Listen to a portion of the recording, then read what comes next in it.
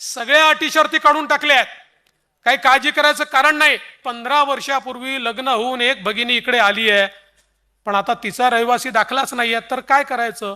कुठल्याही तहसीलदाराकडे जाण्याची आवश्यकता नाही। 15 वर्षापूर्वीचं मतदार यादीतलं नाव चालेल, 15 वर्षापूर्वीचं रेशन कार्ड चालेल, 15 वर्षापूर्वीचं घराचं डॉक्युमेंट असेल ते चालेल।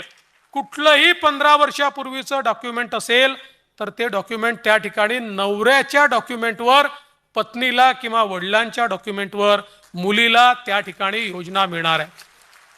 उत्पन्नाच्या दाखल्याकरता कोणालाही रांग लावायची आवश्यकता नाही, कारण ज्यांच्याकडे पिवळे आणि केशरी रेशन कार्ड आहेत अशा सगळ्यांना त्या ठिकाणी ही योजना लागू करण्यात आलेली आहे।